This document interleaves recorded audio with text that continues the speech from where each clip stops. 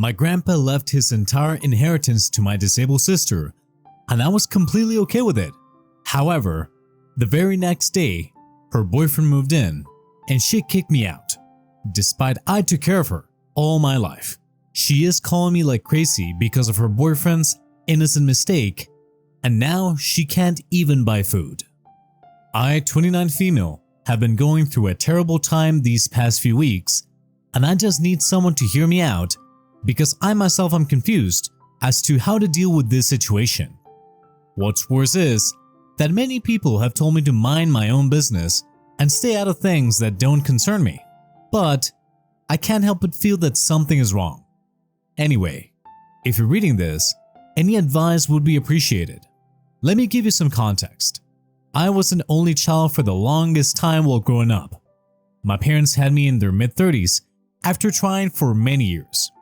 It was a miracle that I was even born, because it had been extremely difficult for my mother to conceive in the first place. I always wanted a sibling, but considering the fact that my parents had fertility issues and definitely weren't getting any younger, made me realize that the chances of getting a younger brother or sister were slim to none. When I was 10, we found out that my mom was expecting again. This came as a huge shock to all of us. My parents were more anxious than excited because my mom was 46 and the pregnancy was high risk. She had a lot of complications, including gestational diabetes and preeclampsia, pregnancy-induced hypertension, and had to stay on bed rest for most of her pregnancy. The doctors also noticed that the baby was much smaller than it should be. In spite of all the precautions taken by the doctors and my parents, my mom had to give birth only at 34 weeks, almost a month before her due date, and my younger sister Lily was born.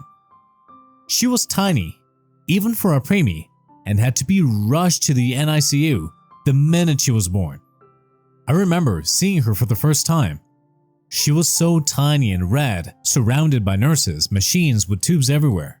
I could barely see her face, but I knew in that instant that she was my baby sister and that I would do anything to protect her.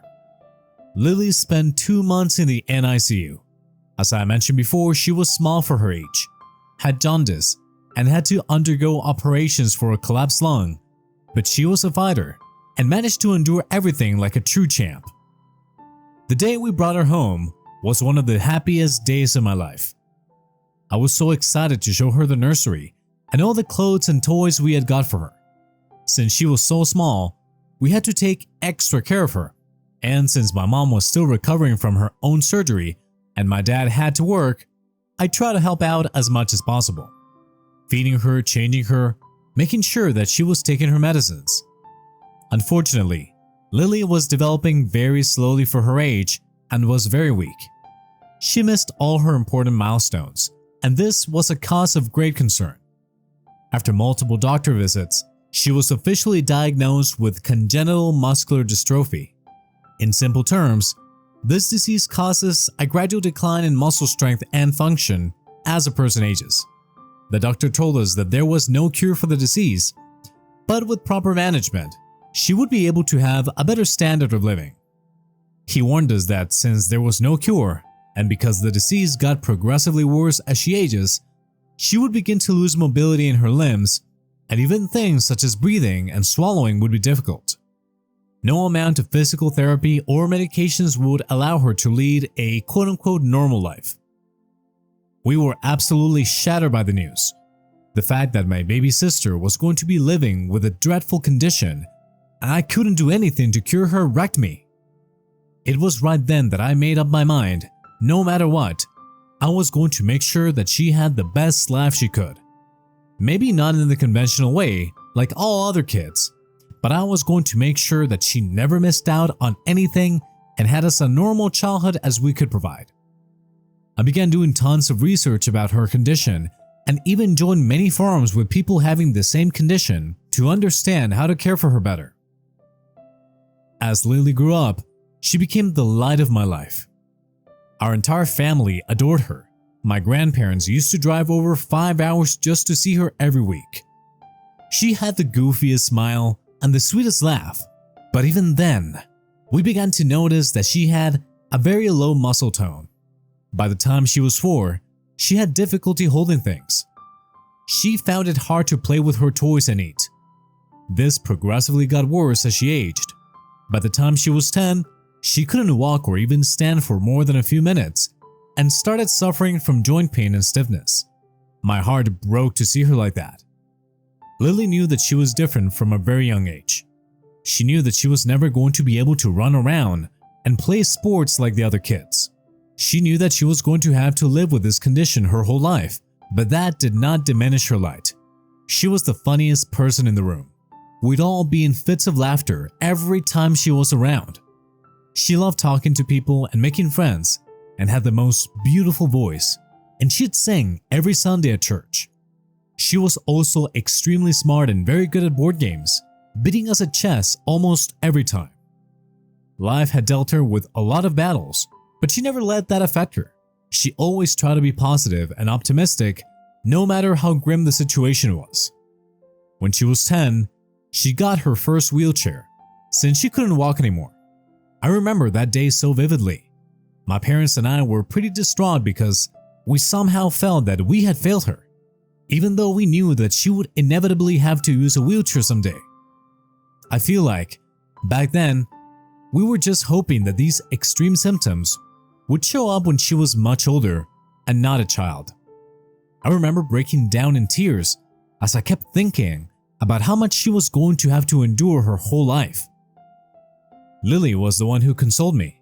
Yeah, that little kid whose entire life was changing tried to cheer me up.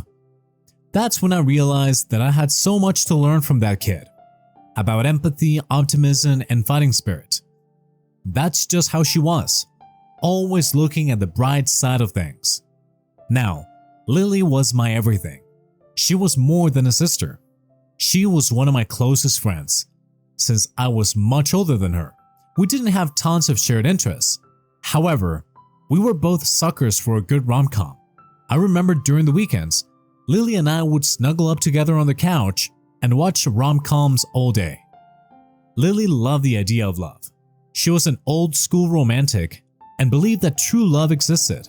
She had read all the Millicent Boon's books, as well as all the old classic love stories, and was kinda infatuated with the idea of love. Back then, I was in a relationship with my high school boyfriend, now husband Adrian, 30 male. We had been together for ages, and he's truly one of the best guys I know. Right from the beginning, Adrian knew just how much Lily meant to me and how she would always be one of the main priorities. This would usually be a deal breaker to most men, but Adrian stuck by me through it all and grew very close to Lily, kind of like her older brother. They adored each other. Adrian was always there for us and helped us tremendously with Lily's treatments. He used to drive us every week to and from Lily's physical therapy sessions and even prepared her favorite dishes. I couldn't have been more grateful to have such a loving, patient, and supportive partner who was willing to go the extra mile to help out my little sister. My parents were in their early 60s and couldn't do a lot when it came to helping Lily around the house, especially moving her around, loading her onto the car, and so forth. So the majority of the work was shared by Adrian and I. I love Adrian so much because he was genuinely one of the kindest, most selfless people out there who was willing to do so much to help me out, even when he was just my boyfriend. Sometimes I would get so exhausted looking after Lily, plus working full-time from home, that I would just collapse in bed with my emotions all over the place. I couldn't get an office job because I was too paranoid to leave Lily alone at home. My parents had to work outside, and so I decided to stay back and work from home so that I could keep an eye on Lily. She was homeschooled from the age of 9. Because of this, I barely had any time to socialize or make friends, so I used to vent out all my frustrations to Adrian, and he, being the saint he was, tried his best to be there for me. Whenever I got overwhelmed with everything, Adrian was always there to make me feel better. He would buy my chocolates and flowers, take me for a nice dinner, and even surprise me with a day at the spa while he took care of Lily from time to time. He always made sure that I felt loved, and that was more than I could ask for. Lily loved the fact that Adrian and I loved each other unconditionally. She always dreamed that she would find a love like ours someday, and used to constantly talk about how she was going to find her Prince Charming. Whenever she spoke like this, it always made me feel a little sad, because I knew that it wasn't going to be easy for her to find someone who truly loved her. I'm not saying that she was unlovable in any way. She was the most beautiful, kind, and strong girl. However, it wasn't going to be easy to take care of her with her condition. It took a lot of effort and time to take care of her, especially since she was dependent on someone from her mobility and her diet. She needed someone to drive her around, take her to the doctor's appointments, and physical therapy, as well as other limitations. Not to mention, her condition would get progressively worse as time progressed. As much as I would have wanted her to find true love, I knew that it was always going to be a huge ask for someone to basically give up their lives to take care of her. My family and I had been doing so her whole life, and we were used to do it by now, but it was a huge adjustment even for us. In spite of all this, I still prayed that she would find a guy who unconditionally loved her. When Lily was 14, we moved into our grandparents' house, mostly because it was much closer to her hospital and therapy group, and also because it was much closer to Adrian's house, which made it very convenient for all of us. This also allowed Lily the chance to be closer to our grandparents, especially our granddad, who absolutely adored her. Now that there were people at home to keep an eye on her, I started focusing on myself a little more, especially on my career, and finally got a job in an office and started earning pretty decently. For the first time in a while, I was able to focus on things apart from Lily. Within the span of the next 2 years, a lot of things happened. Adrian and I got married, and even though I didn't officially move in with him and was technically still living with my grandparents, we made it work. We would spend a few days every week at each other's house. I made tons of progress at work and was excelling in my career. Unfortunately, my grandma passed away, and it was hard for everyone, especially Lily. She was also 16 now and started to realize just how limited she actually was when compared to teens her age. Since she was homeschooled, she didn't have many friends, and definitely no boyfriends. That was the one thing she craved the most. Like I said before, she was a die-hard romantic, and seeing all her peers have fun and do cute things together made her envious. I'd take her to parties with teens her age, but she'd always end up getting sidelined and ignored. Any of the guys she spoke to weren't interested in her romantically, and nothing ever went beyond friendship. This lack of acknowledgement and friendship from her peers really affected her self-confidence. No matter how much I told her about how amazing she was, my love wasn't enough for her. She craved male validation. I didn't know about it at the time, but she had slowly started talking to guys online, hiding the truth about her disability. Yes, I know. Very stupid thing to do. I think the fact that guys were now much more into her online acted as a catalyst for her to keep doing it. It was only months later when I found out she was doing this, and for the first time ever, I lost my temper with her. This was not only lying and misleading people, but could also end up very dangerous for her. The argument escalated big time. I was just worried for her and didn't want her to get hurt. My main concern was her safety, but she told me that I was being overbearing and that I should learn to stay in my limits because she was almost an adult now. She went on to say that she gets annoyed by my perfect life and my perfect job and husband. She said that I had everything I wanted, so who was I to stop her from getting the same? To be honest, her words hurt me, but I did get where she was coming from. I have no idea how difficult it must be for her surrounded by people who could do whatever they wanted while she couldn't even walk. I apologized and promised to stop being so paranoid all the time, but I was very firm with her when it came to having fake identities online. She promised that she wouldn't lie about her condition either.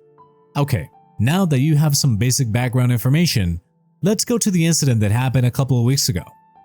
My grandfather passed away peacefully, surrounded by all of us. He had been sick for a while now and had already made his will and everything. It was pre-decided that since Lily was disabled and had expensive medical bills to pay, plus the fact that she would never get the chance to have a proper job and earn enough money to support herself completely, meant that most of my grandpa's wealth would go to her. That was fair. When we finally saw the will, however, I was surprised to see that Lily had inherited all of grandpa's money, as well as his house. I inherited some jewelry and heirlooms and stuff, but that was it. Honestly, I was a bit surprised that Lily got everything, but I was okay with it. She needed the money more than anyone else, and Adrian and I were doing pretty well at work. I was happy that we didn't have to stress about any future medical procedures that she might have to undergo. At this point, Adrian and I were living almost full-time at Grandpa's house. We still had the apartment, but never really stayed there since Grandpa got sick. I am also 5 months pregnant, and we even started prepping the nursery at home. It was after Grandpa passed away that things started changing for the worse. For the past year and a half, Lily had been talking to this guy online, dude 22 male. They met on a dating app and hit it off, and started dating after talking for a few months. I had no idea about any of this until Lily told me about it just a few months ago. She told me that he was sweet and caring and seemed very genuine, and the best part was that he knew about her condition and still accepted and loved her. But here's the catch. They had never met. She wanted to meet him because now she was sure that he was the one for her and decided to invite him home. I was very skeptical about the whole thing, but I was glad that she was at least telling me instead of hiding things. I was also very interested in meeting Jude and seeing if he was good for Lily. A few days later, Jude visited us. Lily was so excited to see him. Our first impressions of each other did not go well. Jude looked way older than 22. He looked older than me, and I am almost 30. His hair was unkempt, his clothes were shabby, and he had a very unpleasant odor emanating from him. Moreover, he seemed disinterested and bored with the whole conversation and kept trying to touch Lily inappropriately in front of Adrian and me, and she looked very uncomfortable. I didn't find this behavior acceptable at all. I found out that he was a stock market investor and was trying to make his own cryptocurrency. He, along with a few of his quote-unquote shareholders, shared a flat together. In short, he didn't have his job and was wasting away whatever savings he had on his company, which was bound to fail. At the time we met, I had just found out that I was pregnant, and my granddad was in the hospital on his last strengths. I don't know if it was the stress or the fact that my hormones were all over the place, but I began to lose my patience with Jude. I hated the way he was treating Lily, almost dismissively, except for when he wanted to kiss her. I'm not one to judge by appearances, but he was filthy and ungroomed and had no manners. He walked all over the house with his filthy shoes, making comments about the aged decor. When I asked him how he was going to be able to manage his work as well as make time to care for Lily, he said that he just wanted to roll with the punches and figure things out. This didn't settle well with me.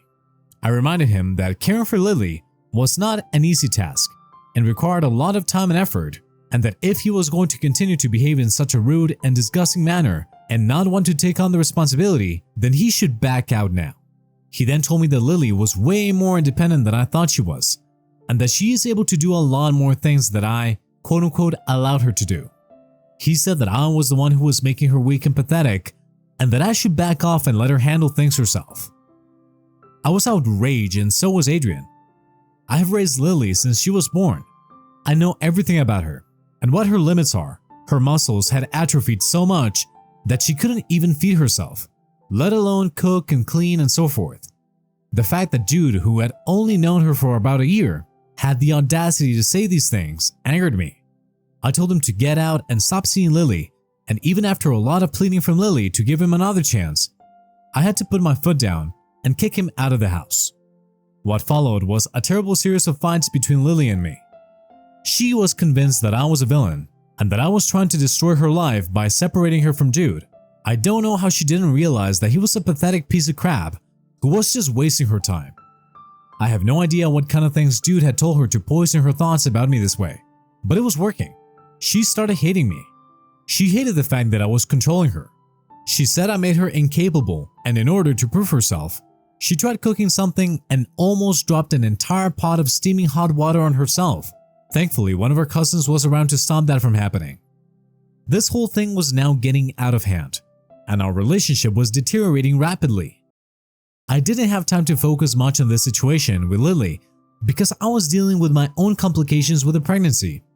Not to mention that our granddad's fragile health was taking a toll on all of us. It was one of the most difficult phases of my life.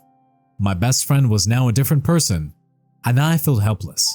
Our relationship has continued to be sour these past few months, up until Grandpa's funeral. It was the first time that both of us cried with each other, and I finally felt like I had got her back. Oh boy, was I wrong. Barely a few days after the funeral, and after all the legal aspects were settled and we were trying to get back to normalcy, Lily approached me and said that she needed comfort in this time of grief, and the only person she needed was Jude.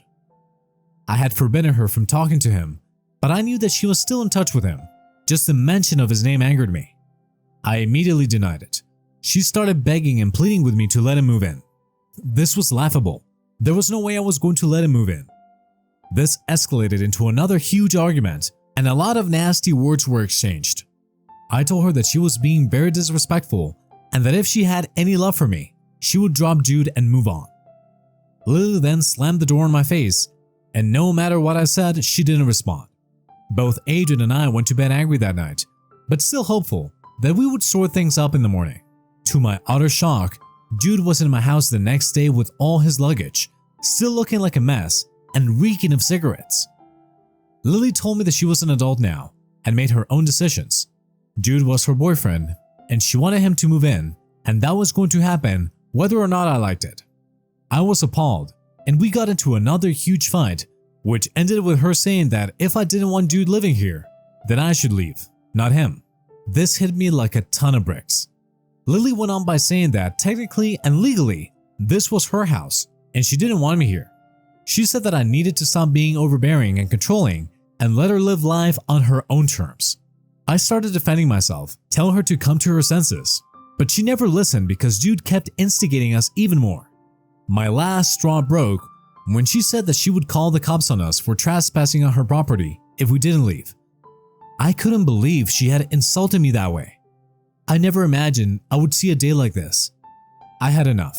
I would not be disrespected anymore. With whatever dignity we had left, Adrian and I packed up our clothes and left for our apartment. Lily couldn't even meet her eyes, while Jude looked extremely smug. Call me irrational, call me stupid and emotional, whatever it is. I was furious. I shouldn't have left. I should have tried to make Lily see sense, but my pride was hurt.